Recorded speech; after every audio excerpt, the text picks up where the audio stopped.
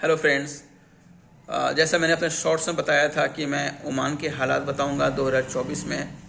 अभी एक बड़ी अपडेट निकल के आई है कि 2 जनवरी की रात को 3 बजे के आसपास टारगेट ऑपरेशंस हुए। मेरा एक फ्रेंड जो अल-ख्वार में रहता है उसने मुझे खुद बताया कि यहाँ सारे लोग डरे हुए भी हैं इस ऑपरेशन को लेकर। ऑपरेशन में हुआ क्या, जो लोग मस्कत में रहते हैं आई थिंक वो अपडेट होंगे इस ऑपरेशन को लेकर।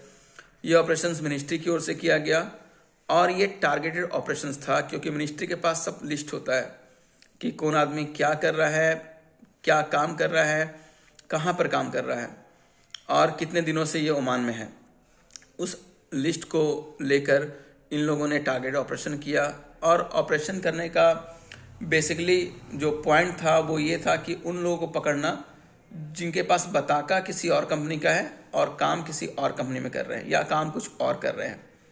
तो ये उनके लिए मैसेज भी था कि अब ऐसा चलने वाला नहीं है और ये ऑपरेशन अब और तगड़े होंगे, ज़्यादा होंगे, क्योंकि जिस तरह से सल्तनत ऑफ ओमान ने इन्वेस्टर्स को मौका दिया है, अब सल्तनत ओमान चाहती है कि इन्वेस्टर्स अच्छे से खुल के काम करें। इसीलिए इतनी आसानी से वो कंपनियां वहाँ पर बना पा रहे हैं सल्तनत ओमान में। इसलिए ऐसे ऑपरेशन चल रहे हैं कि ये इन्वेस्टर्स के लिए मुफीद साबित होंगे। अगर ऐसे ऑपरेशन नहीं चलाए जाएंगे तो फिर इन्वेस्टर के लिए मुश्किल पैदा हो जाएगा और वो सही से अपना बिजनेस भी नहीं कर सकते हैं। तो ओमान ऐसी कंट्री है जहाँ पर सब कुछ रूल्स एंड रेगुलेशंस के अकॉर्डिंग होता है। वहाँ आप रूल्स को ब्रेक नहीं कर सकते हैं। अगर आप ब्रेक करोगे तो ऐसे ऑपरेशंस के जरिए आपको पकड़ लिया जाएगा। ये मैसेज भी है उन सब के लिए। दूसरा जो हालात होंगे ओमान में 2024 से वो होगा आज़ाद वीज़ा को लेकर। जो लोग आज़ाद वीज़ा पे आ रहे हैं वो आना छोड़ दें, क्योंकि अब आज़ाद वीज़ा का कॉन्सेप्ट वहाँ है ही नहीं कुछ। लोगों ने नाम दे दिया आज़ाद वीज़ा।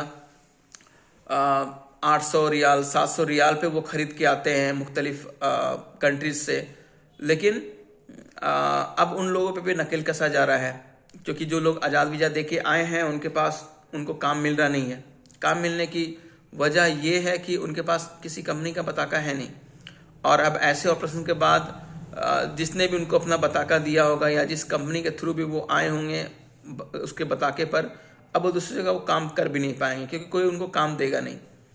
तो अभी भी मौका है बहुत सारे लोगों के लिए कि जब इतनी सहूलियत दे रही है इन्वेस्टर्स के लिए, आप कंपनियां बनाएं। बहुत ईजी वे में कंपनी बन जा रही है, अपना कारोबार पे स्टार्ट कर सकते हैं और अब एक बार CR रजिस्ट्रेशन करवा भी लेते हैं, कंपनी की रजिस्ट्रेशन करवा लेते हैं, LLC हो या SPC कंपनी हो, तो आप मुख्तलिफ बिजनेस कर सकते हैं एक ही पेपर पे। आपके पास जो भी बिजनेस आइडियाज हैं वो आप एक बार कंपनी रजिस्ट्रेशन करवाएं और आप 1000 तरीके के आप बिजनेस वहाँ कर सकते हैं। बस आपके पास सही गाइडेंस होना चाहिए। सो ऐसी खबरों के लिए बने रहें, सब्सक्राइब करें चैनल को। Thank you for watching.